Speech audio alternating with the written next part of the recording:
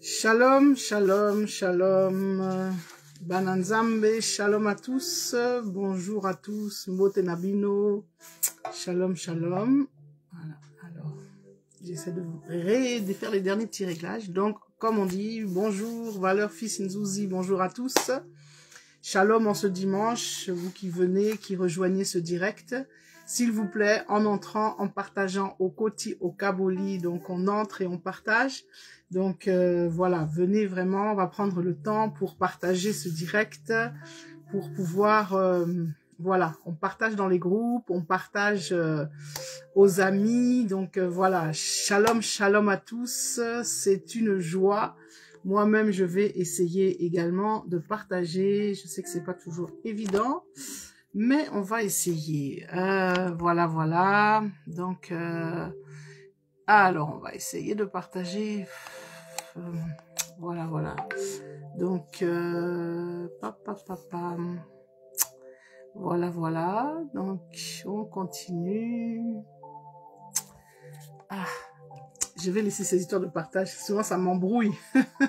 Bonsoir, bonjour plutôt. Hein. On est encore dans l'après-midi. Bonjour Théodoro Ngema Obiang. Bonjour à toi, Guy Alunga Mbotenayo. Donc, shalom, shalom, Bananzambe, vraiment shalom à vous. En ce dimanche après-midi, voilà, nous nous retrouvons comme à notre habitude pour notre émission hebdomadaire Fondement et soubassement. Alors, aujourd'hui, de quoi allons-nous parler? Voilà, bonjour, Pasteur Dieudonné, que Dieu te bénisse. En tous les cas, comme je l'ai dit, on partage, on entre, on partage au Koti, au Kaboli. Donc, comme je le disais, aujourd'hui, alors, on va juste essayer de faire un tout petit réglage. Voilà. Voilà. Donc, shalom à tous. Vous êtes, je pense, bien arrivés. Vous avez tous passé un bon dimanche. On ne va pas donc trop traîner en longueur aujourd'hui parce que, comme je vous l'ai dit, on va essayer de toujours être concis. C'est important pour essayer de pas, voilà, vous prendre trop de temps. Bonjour Jacques Mango. Bonjour à tous. En tout cas, on partage, on entre, on partage le direct, s'il vous plaît. C'est très important. Alors, aujourd'hui, en fait, sincèrement, de quoi allons-nous parler? Je vous avoue que ce n'est pas facile parce que le Saint-Esprit, jusqu'à la dernière minute, en fait, voilà, m'a mis à cœur, enfin, j'étais tiraillée, en fait, entre, je voulais qu'on passe un temps de partage de, comme on appelle ça souvent, j'aime bien appeler ça un temps de causerie et un temps de témoignage. Mais en fait, le Saint-Esprit m'a vraiment interpellée et m'a demandé qu'on parle en fait autour d'une question que un ami, bon dimanche à toi Hugo Vomoniene, bon dimanche à toi. Donc en fait un ami Yaïdo pour ne pas le citer, donc qui a posé une question, en fait une interpellation, je pourrais dire, qui est extrêmement pertinente. Et finalement au départ je voulais traiter ce sujet peut-être dans la prochaine émission. Mais le Saint-Esprit vraiment m'a demandé de le faire aujourd'hui et qu'on puisse en parler et que l'on puisse donc échanger autour de ce thème. Alors, comme vous l'avez vu dans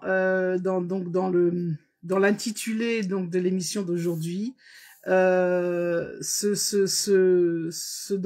thème ou cette thématique sur laquelle nous allons parler est une thématique qui nous, en tant que chrétiens enfants de Dieu, peut vraiment nous amener à nous interroger. C'est autour de la thématique « être dans le monde sans être du monde? Alors, parce que c'est la question que Yaedo me posait, comment pouvoir être dans le monde sans être du monde? Comment y arriver et comment vivre cela? Et c'est vrai que c'est une question, bonjour Papa Didier Rombo, sois béni, Iopé, donc sois béni. C'est une question qui franchement peut interpeller et nous interpelle, nous en tant que chrétiens, parce que ce n'est pas évident. Hein, Bandeko Bananzambe, c'est pas évident de vivre en fait, d'abord de comprendre vraiment profondément ce que cela veut dire et de vivre en tant que chrétien aujourd'hui dans le monde dans lequel on vit. Comment vivre dans ce monde tout en sachant que toi et moi, en tout cas pour ceux qui ont donné leur vie à Jésus-Christ, ne sommes pas du monde.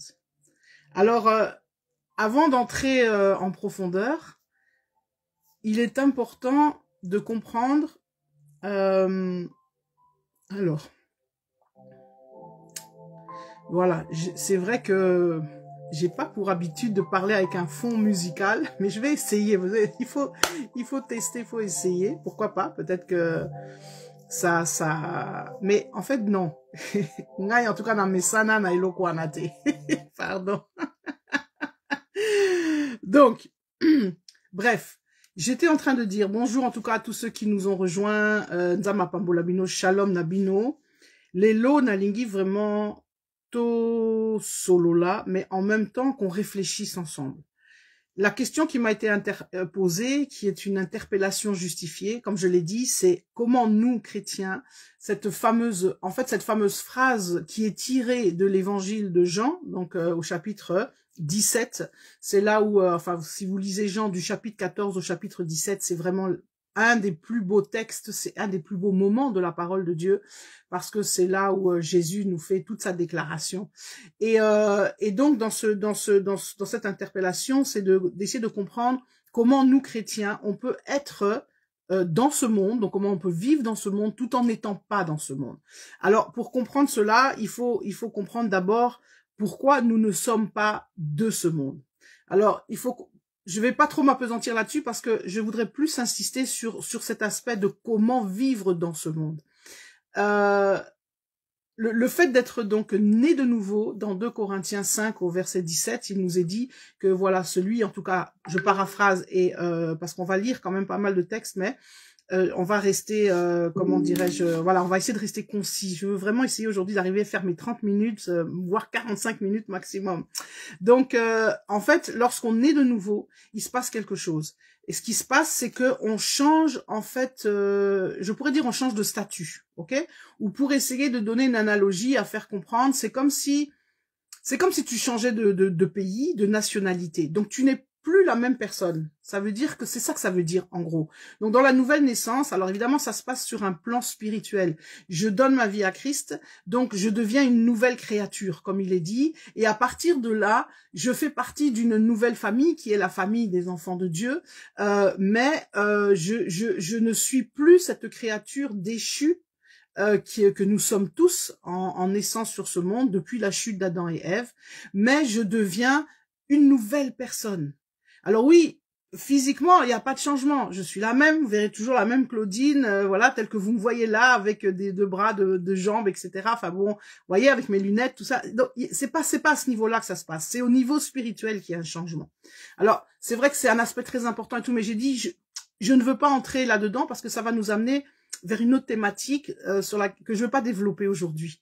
Aujourd'hui, je veux rester par rapport à cela, enfin notre thème vraiment, et donc comprendre que à partir du moment que je ne suis plus dans ce monde, je ne suis plus de ce monde, ça veut dire que je suis plus issu de ce monde, je suis donc issu maintenant de quelque chose de nouveau, donc je suis issu ou je fais partie de ce qu'on appelle le royaume de Dieu. Alors, cette histoire du monde, on va essayer de comprendre donc comment, avant d'arriver, ou pour essayer de comprendre comment on peut vivre dans ce monde, on va d'abord essayer de comprendre ce monde dont on parle. Il faut comprendre que, j'allais dire, c'est vrai qu'on vit dans un monde physique, mais ce monde physique, il est régi par des lois spirituelles. Donc, il est régi d'abord, avant tout, par le spirituel. Ça veut dire que dans le monde spirituel, il y a deux forces qui s'affrontent. Il y a, comme on dit, les forces du bien et les forces du mal. Et d'ailleurs, souvent, on fait beaucoup de films à ce sujet. Donc, bonjour à tous, bonjour mes amis, Mbotenabino, s'il vous plaît, Bokabola Penza, émission Oyo. Donc, le monde dont on parle ici, depuis la chute d'Adam et Ève, ce monde a été donné, enfin, Adam, en fait, enfin, le diable, par sa ruse, a fait en sorte que la domination qu'avait Adam sur le monde a été donnée donc à Satan. Alors, lorsqu'on parle du monde, c'est en fait dans les textes grecs, et donc on va voir quelques textes. Dans les textes grecs, hein, puisque bon, notre évangile, notamment le Nouveau Testament, il est originellement écrit en grec. Le monde, le terme grec, c'est cosmos. Donc, et cosmos, ça fait, en fait, ça fait référence justement à la création de Dieu. Hein, c'est Dieu qui a créé notre monde. Donc, ça englobe l'univers, l'humanité, tout ce que ça renferme. Donc, c'est ça comme je dis, qu'on appelle cosmos. Et en fait, depuis donc la chute d'Adam et Ève, c'est Satan qui a pris le lead, qui a pris la domination sur ce monde. Et Jésus en parle dans l'évangile de Jean, au verset 12, enfin au chapitre 12, au verset 31, il appelle en fait Satan le prince de ce monde. Vous voyez, ce terme, le prince de ce monde, vous le retrouvez notamment dans un autre passage, dans plusieurs passages, par exemple dans 2 Corinthiens, donc au chapitre 4, au verset 4, vous allez voir que là, Paul parle de le Dieu de ce siècle. Et on va lire ce passage parce que c'est important. Et dans 1 Jean aussi 5, au verset 5, au chapitre 19, on parle que le monde entier est sous la puissance du malin. Donc, vous voyez, ce que je veux dire par là, c'est que le monde dont on parle ici, lorsqu'on dit ne plus être, on est dans le monde, mais on n'est plus de monde, il faut savoir que le monde appartient à qui? Le monde, pour l'instant, appartient, entre guillemets, à Satan. C'est Satan qui règne, qui régit. Mais nous, en tant qu'enfants de Dieu, on est appelés à ne plus être de ce, on n'est plus, en fait, c'est pas qu'on est appelé, on n'est plus de ce, j'allais dire, de cette généalogie. On n'est plus de cette lignée. On est rentré dans une autre lignée. Alors, j'étais en train de dire que sur l'histoire, voilà, que je voulais voir. Et c'est vrai que ça va nous amener à comment vivre dans ce monde. Parce qu'il faut savoir qu'à partir du moment où on vit cette nouvelle naissance, où on switch dans donc quelque chose d'autre, à partir de ce moment-là, on devient ennemi numéro 1 de Satan. Parce que on l'a quitté, on n'est plus sous son emprise. Il faut savoir que tout être humain, avant de donner sa vie à Jésus-Christ, est sous l'emprise du malin. La Bible le dit, etc. clairement. Donc, que ça soit une emprise directe, parce qu'il y a des gens qui se déclarent ou qui sont des adeptes de Satan, ou d'une emprise, ou comment dirais-je, sous une emprise indirecte pour la plupart d'entre nous. Hein, quand tu parles aux gens, à ton voisin, ta voisine, à ton collègue de travail, je veux dire, il va pas se dire, si tu lui dis tu es de Satan, il va pas te comprendre, il va dire mais non, moi j'ai rien à faire avec Satan, moi je fais pas des cérémonies et tout. Mais par définition, par essence, il est sous son emprise. Donc, par le fait de passer de l'autre côté, tu deviens un ennemi numéro 1 de Satan. Et c'est vrai, ce que comment dirais-je, et Satan veut tout faire pour t'empêcher de pouvoir avoir cette révélation de qui est Jésus-Christ. Dans ce verset, donc dans le chapitre 4 de 2 Corinthiens, on lit d'abord, il est dit, si notre évangile est encore voilé, il l'est pour ceux qui périssent. Pour les incrédules dont le Dieu de ce monde a aveuglé, on dit bien dans le Dieu de ce monde, c'est-à-dire Satan, a aveuglé l'intelligence afin qu'ils ne voient pas briller l'éclat que projette l'évangile de la gloire de Christ qui est à l'image de Dieu. Donc, il faut savoir, comme je vous dis, il y a un enjeu ici. Il y a un enjeu très puissant qui est que le diable veut tout faire pour empêcher que tu puisses atteindre ou voir la vérité, pouvoir donner ta vie à Jésus-Christ. Mais là, encore une fois, il y aurait beaucoup à dire, mais c'est pas le sujet du jour. Donc, j'effleure ça juste au passage pour qu'on entre maintenant dans les profondeurs de ce que j'aimerais que nous partagions aujourd'hui. Voilà, donc si tu es là, mon frère, ma sœur, partage Kabola Penza émission vidéo Oyo Kabola en haut. Donc, comment dirais-je, ce qui est important, c'est que nous, à partir du moment qu'on devient donc enfant de Dieu, nous avons pour mission de suivre de suivre l'exemple de notre maître qui est Jésus-Christ.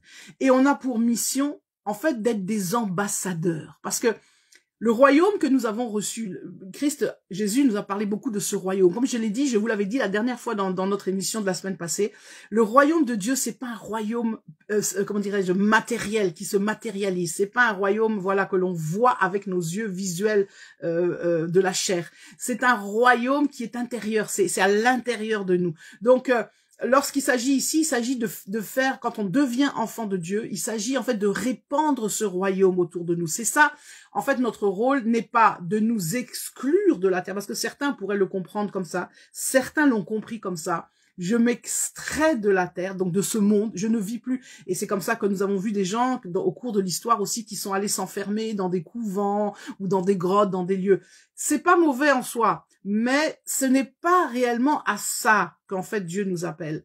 C'est au contraire dans ce monde où les ténèbres règnent, dans ce monde d'être une lumière. Donc bonjour papa Willy, bonjour à toi, bonjour maman Louta, que Dieu te bénisse, ma belle maman Ruth, vraiment sois bénie. Donc en fait c'est d'être donc une lumière, donc par essence même de devenir un ambassadeur de Christ. Alors il faut savoir que lorsqu'à partir du moment que l'on devient, comme on dit, disciple de Christ, que l'on devient cette nouvelle créature, ce n'est pas un long fleuve tranquille qui commence. Bien au contraire, vivre, comme on dit, dans le monde, sans en être, ça nous amène à vivre ce que nous dit l'apôtre Paul plus loin. C'est ça que je voulais vraiment lire, parce que là on va rentrer donc dans notre sujet. On est toujours au chapitre 4 de 2 Corinthiens. Il nous dit à partir du verset 8, « Nous sommes pressés de toutes parts. » On est pressés, hein, mais non écrasés. Inquiets, mais non désespérés. Persécutés, mais non abandonnés. Abattus, mais non anéantis. Donc, c'est vraiment important de comprendre que comment je peux l'expliquer? Donc, en fait, quand on est au bout du rouleau, parce que c'est ce qui se passe en vivant dans ce monde, on vit les pressions de ce monde. Et ces pressions sont énormes, mais énormes, parce qu'en fait, elles agissent sur un élément fondamental, sur un élément qui est l'objet, en fait, de notre marche avec le Christ, avec Jésus, c'est-à-dire la chair.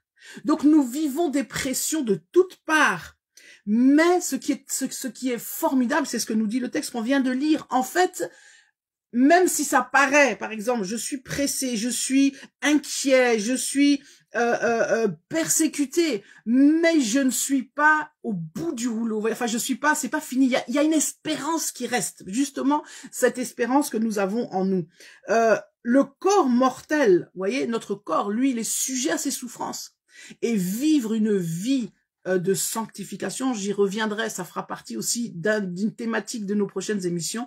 Vivre une vie de sanctification, ce n'est pas facile, et de nos jours encore plus, même si de toutes les époques, je pense que ça a toujours été compliqué. Faut pas dire que non, aujourd'hui c'est plus dur qu'à l'époque de, par exemple, à l'époque de Sodome et Gomorrhe. Hein, moi, j'aurais pas aimé vivre à l'époque de Sodome et Gomorrhe. Je pense que ce n'est pas pire ou pas moins pire que ce qu'on vit aujourd'hui.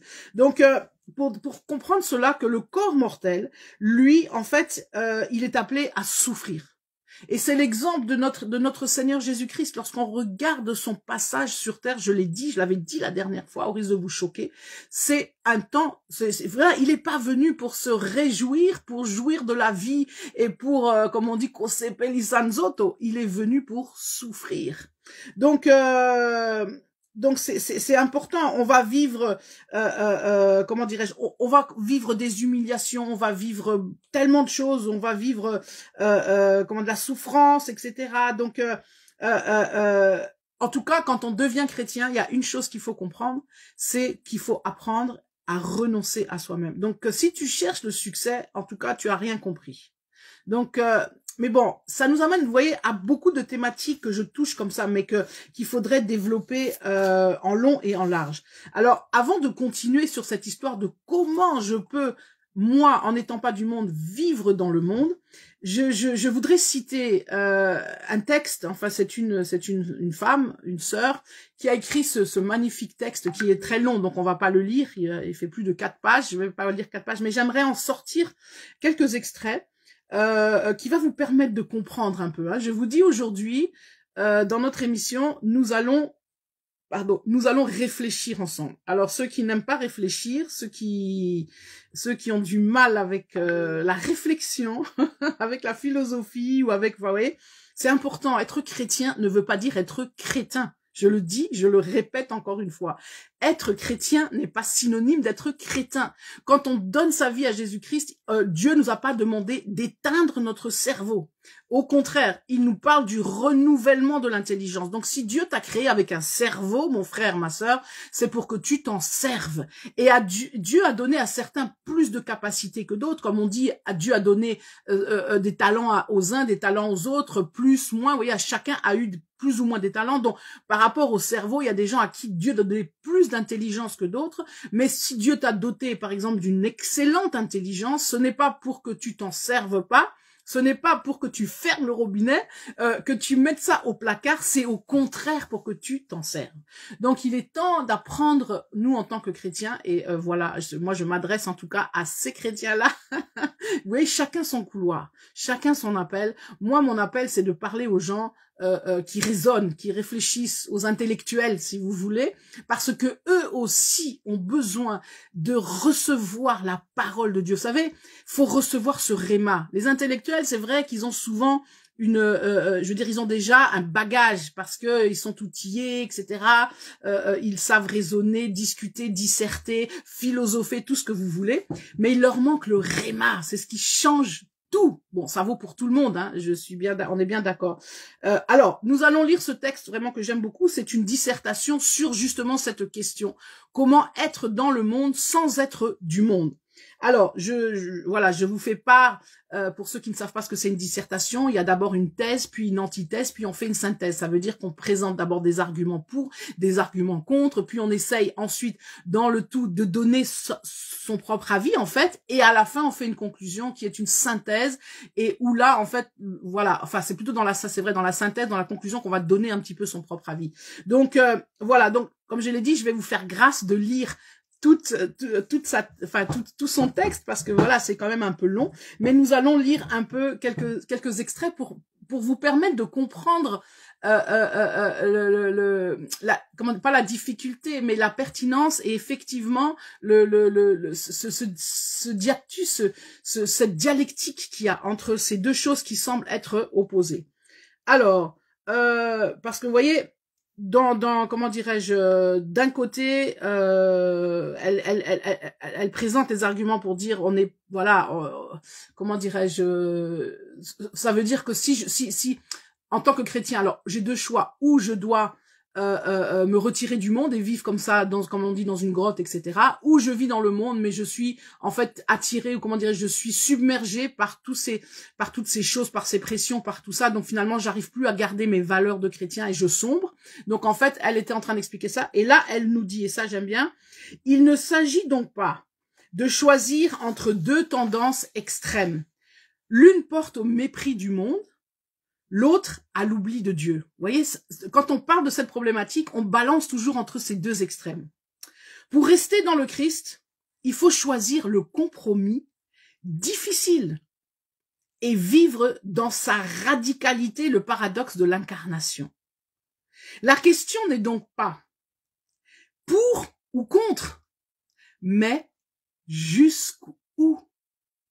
Jusqu'où plonger dans le monde sans en être englouti? Jusqu'où ai-je le droit d'aller sans tomber dans le péché ou la catharsisme? Quand je subis une injustice, où s'arrête mon désir de justice et où commence mon ressentiment vengeur? Dans la relation avec mes amis, où s'arrête l'esprit de la conversation et l'écoute des autres et où commence la pure et simple mise en scène de moi-même? Dans mes amitiés, où s'arrête la fraternité et où commence la séduction? Ou encore, puis-je regarder ce programme de télé? Puis-je aller à la cafétéria ou au restaurant? Puis-je rigoler à cette allusion grivoise, donc à cette blague de mauvais goût, dans un français plus simple? Puis-je oser cette robe, ces talons, ce rouge à lèvres? Il n'y a pas en fait de réponse absolue. Pour chacun, les paramètres du compromis sont différents. L'offrande qui sanctifie Abel, par exemple, condamne Caïn. Donc, il s'agit plutôt de définir les orientations d'une relation saine et féconde avec le monde. C'est ça. N'ayons pas peur. Nous ne sommes plus seuls. En fait, au lieu de protéger notre foi, n'ayons pas peur de l'exposer, de la mettre à l'épreuve, de nous ouvrir, en fait, au monde. Le juste milieu que nous recherchons n'est pas tant la prudence, mais l'ouverture, le risque. Il faut savoir prendre des risques, parce que pour grandir dans la foi, c'est ainsi qu'il faut pouvoir prendre des risques. Alors, en fait, c'est vrai, ce qu'elle est en train de nous dire là, c'est l'importance finalement de trouver cet équilibre, de finalement jusqu'où, enfin les limites aussi, jusqu'où je peux faire les choses, jusqu'où, bonjour Célia Kembe, jusqu'où je ne peux ne pas les faire. Donc la vraie problématique, c'est ce dialogue que tu as avec le Saint-Esprit. Jusqu'où je suis capable, enfin, quelles sont mes limites, à partir de quand, si je pose tel acte ou telle chose, cela devient, par exemple, péché, ou bien cela devient, ça va attrister le Saint-Esprit. Et vous savez, dans ce cheminement, c'est pour ça qu'on dit toujours, le cheminement est tellement personnel. On prend souvent ces exemples, par exemple, lorsqu'on parle de préparation au mariage pour les couples qui se préparent. Vous voyez, il y a toujours, bon, cette espèce de chape de plomb, comme disait, voilà, pour un véritable enfant de Dieu, nous savons tous que les relations sexuelles sont réservées pour après le mariage. Donc, il n'y a pas d'exception qui tienne. Donc, relations sexuelles, ça ne peut pas se faire avant. Donc, dans la préparation au mariage, on vous enseigne des tas de choses. Et parfois, vous voyez, c'est un peu rigide. Vous voyez, il y a des endroits, des églises, on va vous dire, ah non, non, tu peux même pas toucher la main de ton fiancé, tu peux pas lui faire un petit bisou, ceci, cela. Vous voyez, c'est pas mauvais, mais c'est en fait incomplet. Parce que, en vérité, ça va dépendre de votre relation avec le Saint-Esprit. Il y a des choses que le Saint-Esprit te dira, ok, alors qu'à un couple, par exemple, à un autre couple, il dira niet. Et nous avons des témoignages, quand il y a des nombreux couples qui vont vous dire, nous, par exemple, dans notre temps de préparation, on pouvait même pas avoir un simple contact physique parce que c'était pas possible. Vous voyez? D'autres, ils vont vous dire, bah, nous, on a vécu, je sais pas, oui, on s'est pris dans les bras, on a fait ceci. Donc, c'est tellement personnel. Voilà pourquoi, vivre dans le monde, la véritable question, c'est comment je peux vivre le mieux possible? Comment puis-je être ce meilleur ambassadeur? Comment ma lumière peut-elle le mieux, comment dirais-je, jaillir, enfin pas jaillir, éclairer? Et comment je peux transmettre? Parce qu'il s'agit de montrer que, voilà, les gens voient, les gens se rendent compte, un véritable disciple de Christ, il est différent. Il est justement parce qu'il est plus comme les autres. Donc les voisins, tout le monde voit que il y a une différence entre moi et l'autre. Donc ce sont ces choses-là qui sont importantes. Bon, comme je l'ai dit, je vais juste encore vous lire la conclusion. Bien que bon, il y a tellement de choses à dire.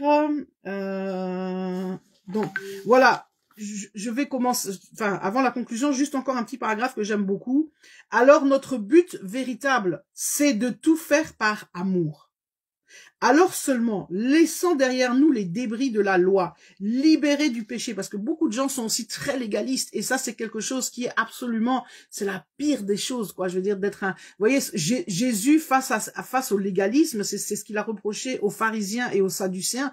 Il s'est mis en colère quand vous lisez le texte de Matthieu 23, mais c'est terrible comment il leur parle avec une colère vraiment donna. Kanda moko, c'est tout juste ce kazofinga bangote tellement anakanda. Donc voilà, parce que les gens font ça, et aujourd'hui on a plein de chrétiens aussi légalistes, et là c'est terrible, on est dans la lettre, et comme dit la parole de Dieu, la lettre tue, mais l'esprit vivifie. Donc là, il faut tout faire donc par amour. Donc libérer, etc. Derrière nous, libérer du péché, nous serons de Dieu et dans le monde. Vous voyez, on peut être de Dieu et en fait dans le monde. Il n'y a pas de paradoxe. Il y a ce mystère de l'incarnation qui nous donne le temps d'apprendre l'amour. Et dans Jean 17, justement, au verset 15, au verset 19, il le dit bien, je ne te prie pas de les enlever du monde, ok? Mais, en fait, de les garder du mal, du mauvais. Donc, en fait, ils sont pas du monde. Ouais, bon, là, bon, on peut le lire, hein. Bon, là, je le lisais dans une autre version, mais Jean 17, on peut le lire donc dans la version qu'on a l'habitude de lire. Voilà. Donc, donc, ouais, donc je l'aurai, etc. Donc, je ne te demande pas de les retirer du monde, mais de les préserver du mal. Ils ne sont pas du monde, tout comme moi, je ne suis pas du monde. Consacre-les par ta vérité, ta parole est la vérité. Donc, vous voyez, en fait, c'est ça. Et donc, comme il est dit, le monde est donc le lieu véritable où nous sommes envoyés en mission. Il ne suffit pas d'être pur dans le Christ, il faut encore rendre le monde pur. C'est ça, en fait, l'objectif et la mission. Non pas par une croisade morale, mais par ce regard qui transfigure le monde. Le regard de ceux qui reconnaissent que tout leur vient de Dieu et qui savent donc lire dans la création les signes et les pistes de notre future rédemption. Et dans sa conclusion, que j'aime beaucoup, elle est en train de nous dire, donc bonjour à tous, partagez, partagez. Nous sommes dans le monde sans être du monde. Donc cette fameuse phrase qu'on entend. Après tout, cette phrase ne dit rien de ce que nous sommes. Elle dit ce que nous ne sommes pas, c'est-à-dire du monde. Donc elle définit notre position immanente dans le monde, c'est-à-dire pris par le travail. Ouais, le travail, c'est ce fameux tripalium latin, en latin, hein, tripalium latin qui évoque la torture de nos soucis contingents. Excusez-moi, c'est du... Ouais, bon, j'ai dit c'est pas pour tout le monde. Donc, si tu comprends pas le français, sorry. Donc, voilà ton matin niveau. Donc, elle est en train de nous dire que, en fait, donc, c'est-à-dire, en fait, comment dire, on n'est pas du monde. Cela définit notre position donc immanente dans le monde, c'est-à-dire pris entre le travail, ce fameux tripalium latin qui évoque la torture de nos soucis contingents, et ce labor, parce que labor c'est en latin, qui rappelle notre chute dans l'ici, donc maintenant, et maintenant, donc le hic et nunc en latin en fait. Ce paradoxe qui nous écartèle n'existe que dans cette vue d'en bas, qui oublie ou qui nie que l'homme a une essence propre et unique. Notre essence, c'est que nous sommes de Dieu. Donc, notre essence, c'est ce qui fait ce que nous sommes, la chose la plus fondamentale, enfin, vraiment, non, en tout cas, étudiez la philosophie, Bandeko. Je suis fatiguée d'essayer de vous simplifier le texte. Notre essence, c'est que nous sommes de Dieu et que nous sommes comme Dieu, où le comme marque moins une équivalence qu'une progressive adéquation. Ah, c'est tellement vrai. Car il ne suffit pas de le dire, il faut le croire. Est-ce que nous croyons que ce monde passera, mais que l'amour seul restera à définir notre essence et notre vie? Alors seulement, il n'y aura plus de loi, plus de péché, plus de travail, mais seulement cet amour pour le monde qui ne fatigue, qui ni ne fatigue ni ne se fatigue. Donc, en fait, bon, sa conclusion, elle est extrêmement, philosophique et extrêmement, voilà, il faut pouvoir suivre, etc. Je peux comprendre que certains d'entre vous sont déjà largués, mais bon, comme je vous dis, bon, kende penza kotang en philosophie, bon, instruisez-vous, élevez le niveau, vous allez comprendre. En fait, ce qu'elle est en train de dire, pour simplifier, c'est que l'amour, c'est la chose, c'est l'élément clé. Et l'amour, c'est ce qui constitue Dieu. Et donc, à partir du moment qu'on est de Dieu, nous sommes aussi devenus amour.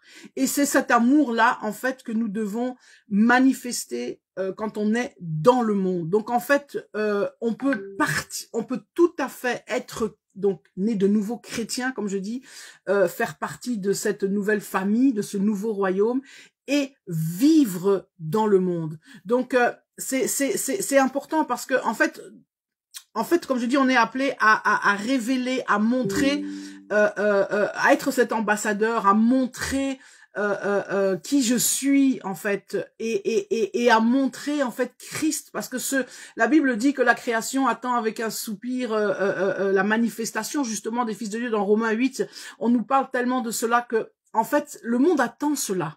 Le monde, en fait, il est désespéré, il est en souffrance, même si les gens ont pas l'impression de souffrir. Les gens, ils vont te dire, moi non, moi je vis bien, tout va bien. Hein. Bon, certaines personnes, d'autres évidemment, ils souffrent, etc. Mais il y en a qui vont te dire non, parce que dans leur vie tout va bien, parce qu'ils gagnent bien leur vie, parce qu'ils ont ce qu'il faut, parce que le matériel est satisfait ou rempli. Donc ils vont te dire tout va bien. Mais s'ils s'arrêtent quelques secondes et qu'ils s'interrogent et qu'ils font une introspection, ils vont se rendre compte que effectivement, Nakatina Bango, ils sont malheureux. Et donc le monde, en fait, comme je l'ai dit, il est complètement dans les ténèbres. Il est complètement, il va à la dérive en fait. C'est pour ça que voilà, c'est pas pour rien.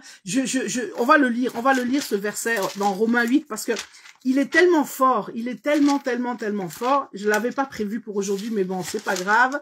On va quand même le lire. Je voulais qu'on s'arrête à Romains 12, mais on va lire.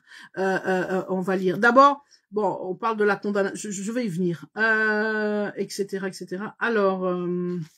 Donc, il y a tellement de choses. Donc, le verset que je veux qu'on lise, il est... alors, il est là. Donc...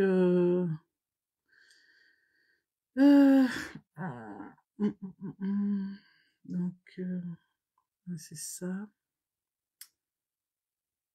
Donc, ouais, non, c'est un peu avant. Donc... Ah, ça m'énerve. Oh, ça m'énerve de pas le trouver tout de suite.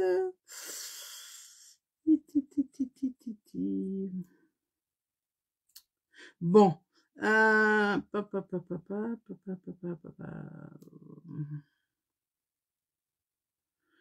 Bon, c'est pas, je comprends pas pourquoi je le trouve pas. Ça m'énerve.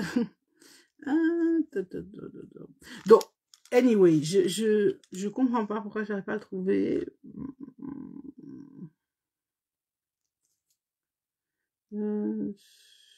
Voilà. Ah, merci Saint-Esprit. Au verset 19, au chapitre 8. De fait, la création attend avec un ardent désir la révélation des fils de Dieu.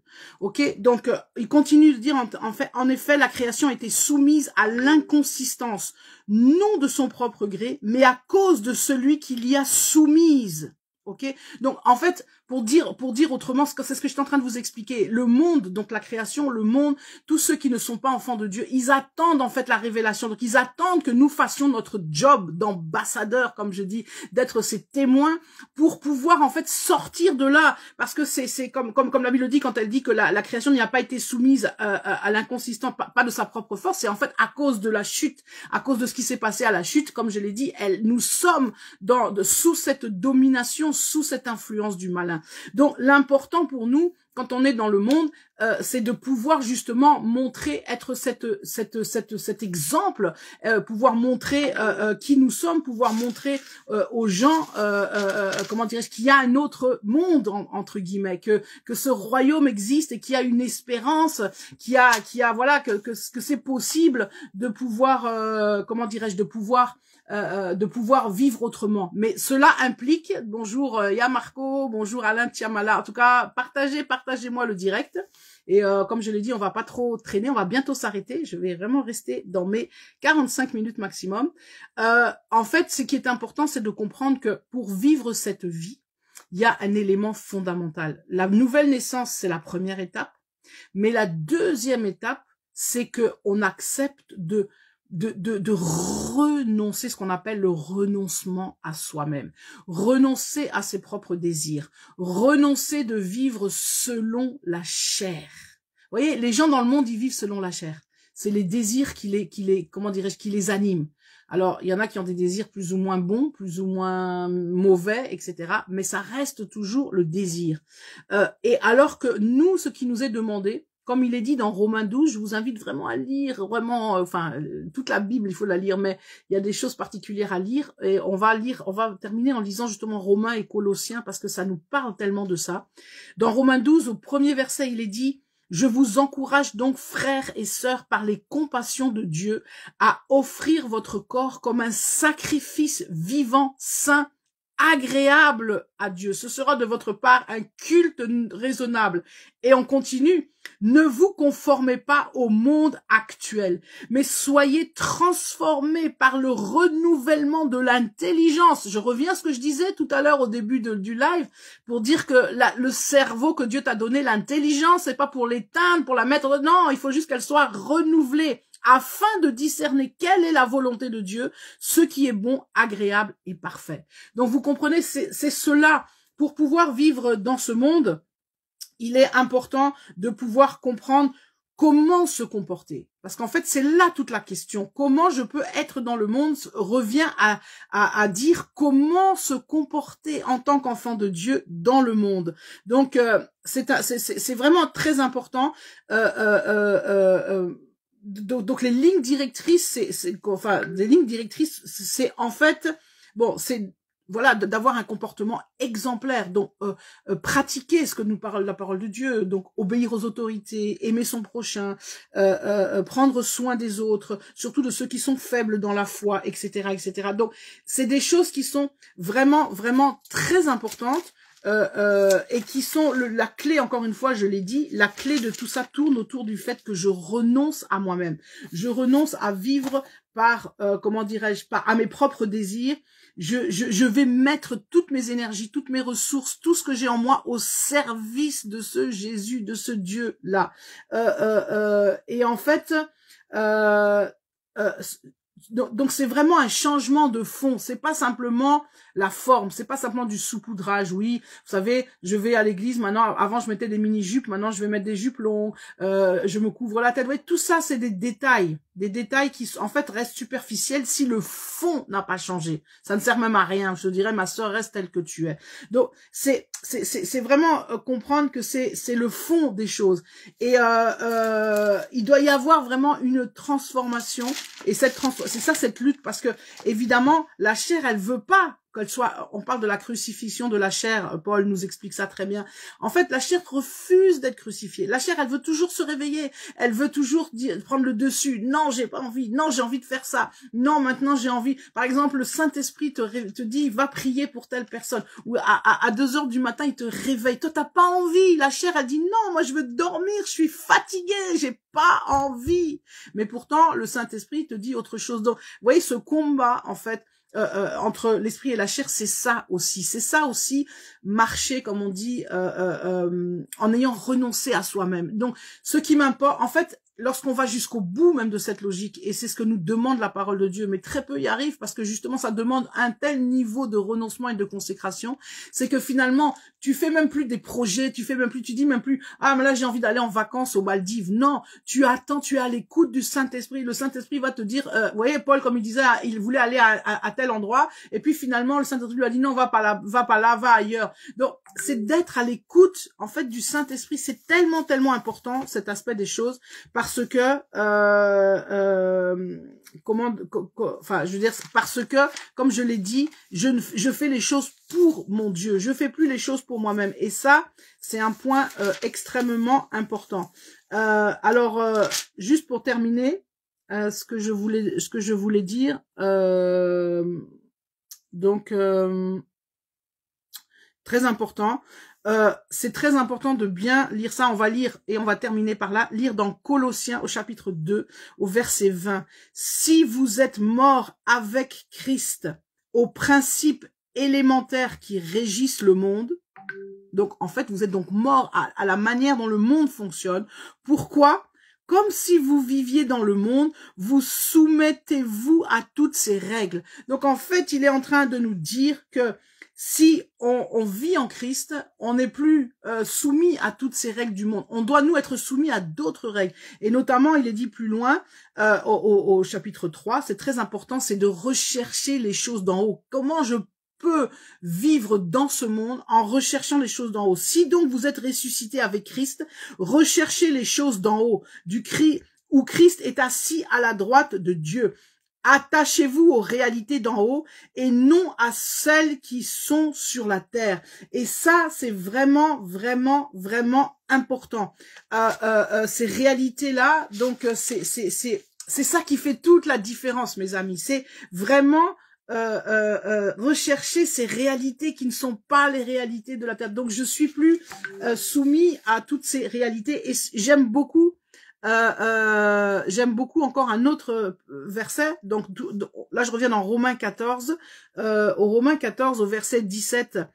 C'est très intéressant parce qu'il est dit en effet, et là je revenais à ce que j'avais dit la semaine dernière, le royaume de Dieu, ce n'est pas le manger et le boire, mais la justice, la paix, la joie par le Saint-Esprit.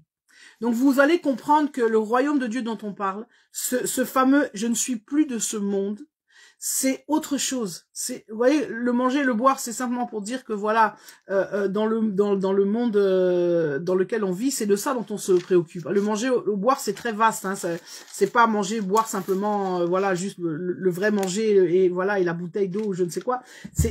C'est tout ce qui nous préoccupe, c'est toutes ces choses de ce monde qui nous préoccupent, toutes ces envies, voilà, ce vers quoi on court, on recourt, on a envie d'acquérir, etc. Et nous sommes appelés, comme je l'ai dit encore une fois, à vivre avec les choses d'en haut, à chercher ces choses d'en haut, à chercher de faire la volonté de Christ. Donc en fait, ce qui doit préoccuper l'enfant de Dieu, le véritable disciple de Christ, pour vivre dans ce monde, c'est comment je peux être comment dirais-je, un excellent ambassadeur. Et c'est avec ça que comment dirais-je, que j'allais dire que j'arrête, enfin qu'on va s'arrêter là. Donc en fait, il s'agit pas donc encore une fois vivre dans le monde. S'agit pas de faire, comment dirais-je, de se retirer du monde, de vivre que entre chrétiens. Ça aussi, parfois, c'est une tendance. On vit que entre nous, on s'enferme dans notre petit groupe, dans notre église et on quitte pas les murs. Alors, oui, c'est vrai, c'est confortable, c'est douillet, c'est bien de se retrouver avec mes frères, mes sœurs qui partagent les mêmes valeurs. Mais, encore une fois, ce n'est pas ça que Dieu nous a appelés. C'est bien, on a besoin de la communion fraternelle, mais il faut vivre dans ce monde. Et pour répondre donc finalement à la question de mon frère Yaedo, qui a posé, qui est à l'origine de notre émission d'aujourd'hui, ben, comment je peux vivre toutes ces réalités? Mais tout simplement en ayant, comme je l'ai dit, cette relation que j'ai avec Christ, avec le Saint-Esprit. Si j'ai pas de relation avec le Saint-Esprit, si j'ai pas donné ma vie à Christ, si je ne m'abreuve pas de sa parole, si je ne passe pas des moments avec lui, vous voyez, c'est exactement comme une relation amoureuse. Je veux dire, l'homme que j'aime, si je passe pas du temps avec lui, si je suis pas avec, si on fait pas des choses, si on discute pas, mais d'abord rien va se faire, on n'avancera pas, notre amour n'évoluera pas. Donc ça deviendra stérile. Donc c'est la même chose. Il faut comprendre que la relation entre toi et Jésus-Christ, c'est une analogie parfaite entre la relation entre un homme et une femme. C'est exactement ça. C'est une véritable histoire d'amour. Il se passe d'abord un coup de foudre, si on peut dire ça comme ça. Vous voyez, il se passe une rencontre. Allez, on va dire une rencontre. Cette rencontre fait que à la suite de ça se met en place un mécanisme qui fait que la relation, je veux dire, se solidifie, s'approfondit, se fait en sorte que voilà, vous devenez une seule chair. C'est quoi ce terme qui nous est parlé, devenir une seule chair? Devenir une seule chair, c'est pas simplement l'acte sexuel, c'est beaucoup plus que ça. Et c'est la même chose avec Jésus-Christ. Je deviens un, je deviens un parce que je suis, comme on dit, né de nouveau. Je suis une nouvelle créature. Donc voilà, je suis plus la Claudine qui est née à telle date de telle mère, de tel père. Elle n'existe plus spirituellement. Et donc je dois développer dans ma marche, je développe cette relation avec le Saint-Esprit et qui fait que, vous voyez, c'est une véritable relation d'amour. C'est-à-dire que je n'en ai jamais assez. C'est comme en amour, quand tu aimes quelqu'un, que ça soit, enfin voilà, moi je suis une femme donc je vais aimer un homme, mais un homme il va aimer une femme. Donc quand tu aimes quelqu'un, tu en as jamais assez. Comme on dit, nanotondité, tu en veux toujours plus, tu veux plus de lui, plus de lui, plus de lui. Tu veux le voir, tu voudrais être en communication avec lui 24 heures sur 24. Tu voudrais être tout le temps avec lui. Donc c'est vraiment, en tout cas, Jacques Mango, soit béni, vraiment, c'est ça en fait. Et ce ce même désir, cette même envie d'être plus avec cet homme que tu aimes, c'est exactement comme ça que ça se passe avec Jésus-Christ. C'est une relation d'amour avant tout. Mais la différence, c'est que c'est lui qui t'a choisi en premier. C'est pas moi qui l'ai choisi, c'est lui qui m'a choisi en premier. Son amour m'a frappé, et c'est parce que ça m'a frappé que j'ai envie de lui appartenir, de me donner corps et âme à lui, qu'on continue ensemble. Et donc, tu vois, quand tu aimes quelqu'un, tu fais attention à ne pas lui déplaire. C'est comme en amour. Quand tu aimes un homme, tu veux faire attention de pas le blesser, de pas faire des choses qui vont l'offusquer, qui vont l'offenser, qui vont lui faire du mal.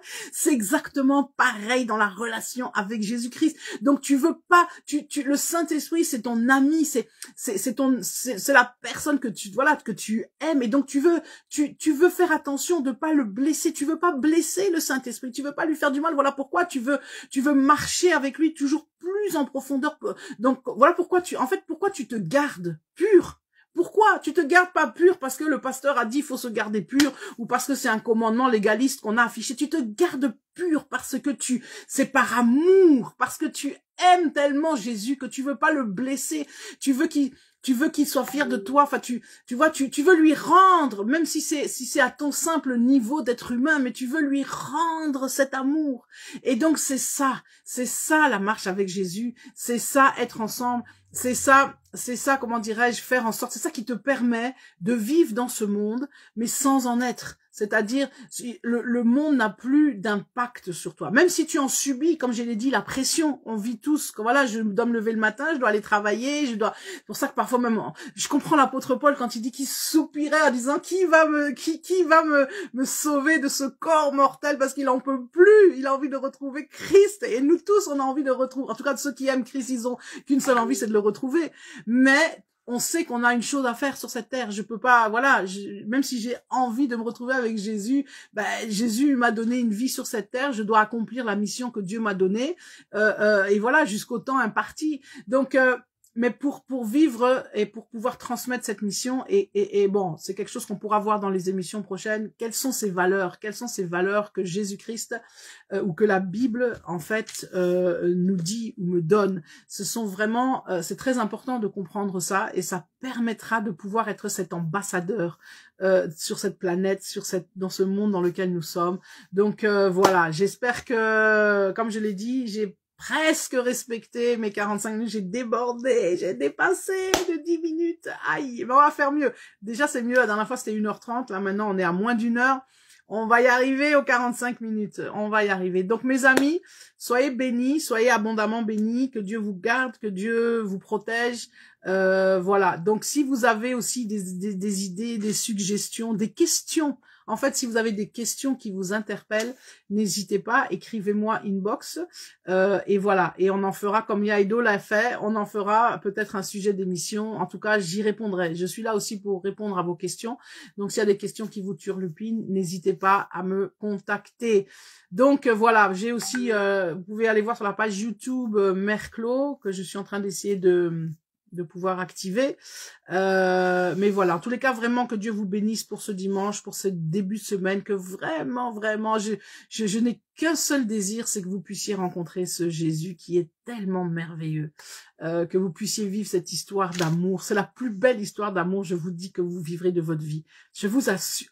Cette histoire d'amour, elle est plus forte qu'une histoire d'amour dans le monde, que tu peux vivre avec ton mari ou ta femme. Non, c'est elekinionso, vraiment elekinionso. Donc, nzambe vraiment pambola bino. On va se retrouver la semaine prochaine pour la suite, enfin pour une nouvelle émission fondement et soubassement. Nous continuerons donc toujours sur cette lancée. Et comme je l'ai dit, n'hésitez pas, écrivez-moi inbox si vous avez des choses à dire, des commentaires, des choses que vous voudriez qu'on partage ou qu'on parle. On est là pour ça, je suis là pour vous. Que vraiment Dieu vous bénisse, et à très bientôt. Shalom, shalom.